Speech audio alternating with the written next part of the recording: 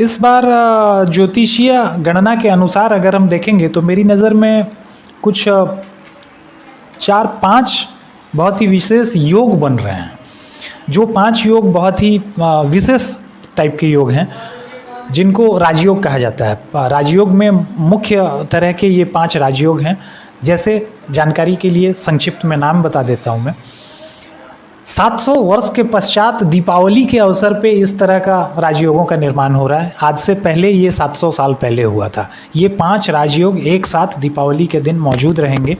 Number 1 गज केसरी योग है। गज केसरी योग का निर्माण तब होता है जब चंद्रमा और गुरु के बीच संबंध स्थापित होता है।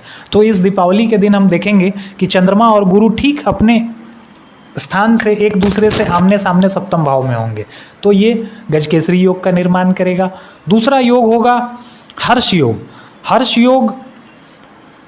हर्ष योग जो होता है वो कहीं ना कहीं किसी भी कुंडली के उस दिन की जो कुंडली होगी, कुंडली में षष्ठेश छठे घर का स्वामी अगर उसी कुंडली के अष्टम या 12वें भाव में बैठा हो तो वो हर्ष योग का निर्माण करता है। तो जो उस दिन की गोचर कुंडली होगी दीपावली के दिन की, उस दिन ये योग भी बन रहा है, इसीलिए हर्ष योग भी, हर्ष नाम का राजयोग भी मौजूद होगा। तीसरा राजयोग जो होगा उसका नाम होगा उभयचरी। उभयचरी राजयोग तब बनता है जब सूर्य से 12वें भाव में केतु मौजूद हो।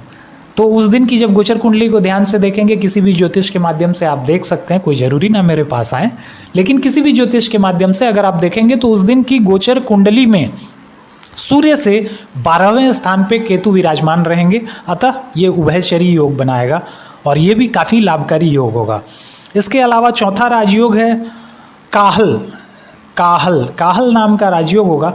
ये राजयोग तब बनता है जब किसी भी कुंडली में तृतीयेश, जैसे इस बार की जो कुंडली होगी उस दिन की कुंडली गोचर कुंडली, उसमें तृतीयेश चंद्र होंगे और चंद्र गुरु से सप्तम भाव में केंद्र स्थान में मौजूद होंगे। ऐसी स्थिति में काहल योग का निर्माण होगा।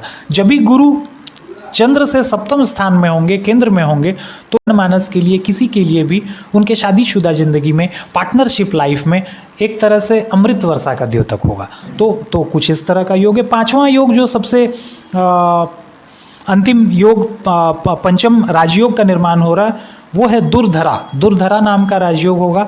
यहाँ चंद्र से द्वितीय स्थान या द्वादश स्थान में सूर्य के अलावा यदि और भी ग्रह मौजूद हों तो दुर्धरा नाम के योग का निर्माण होता है। और उस दिन की कुंडली को अगर देखेंगे, गोचर कुंडली को, उस दिन जो हमारे आकाश की स्थिति रहेगी उसमें चंद्रमा से द्वितीय स्थान अथवा द्वादश स्थान में सूर्य के अलावा अन्य ग्रह भी मौजूद हैं। अतः ये दुर्धरा नाम के योग का निर्माण होगा।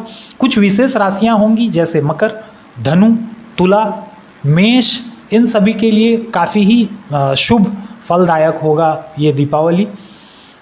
मिथुन, कन्या, इन सभी के लिए कुछ कुछ विशेष तरह के लाभ, जैसे मेष राशि को की आय में बढ़ोतरी हो सकती है, नए नए आय के साधन मिल सकते हैं, करियर रोजगार में शुभ समाचार मिल सकता है। कोई अगर पुराना कभी निवेश किया है तो उससे भी लाभ की स्थिति बनेगी। जो अभी तक नहीं बन रही थी वो भी शायद इस ओकेज़न पे बन के सामने मिले। मिथुन राशि के लिए प्रॉपर्टी लेन देन में लाभ जरूर सामने आएगा। मिथुन राशि के लोग अगर प्रॉपर्टी लेन देन का काम कर रहे हैं तो इस अवसर पर, दीपावली के अवसर पर, उनको कुछ ना कुछ, अगर उनकी कुंडली चेक करा लें अपने नज़दीकी किसी ज्योतिष से, अगर कुंडली में भी शुभ प्रभाव है तो मिथुन राशि, मिथुन लग्न के लोगों को प्रॉपर्टी के लेन देन से फायदा मिलेगा। नौकरी में तरक्की होगी, मान सम्मान में वृद्धि होगी, ये तय है।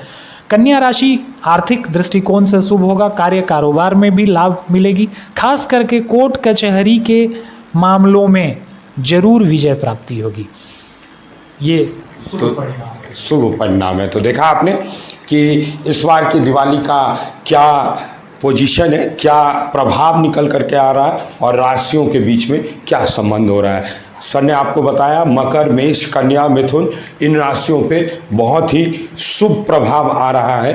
तो यहाँ से यहीं तक। अब आगे हम लोग छठ पे भी बात करेंगे 4 दिन के बाद। आप दिवाली सेलिब्रेट कीजिए और फिर से मिलते हैं।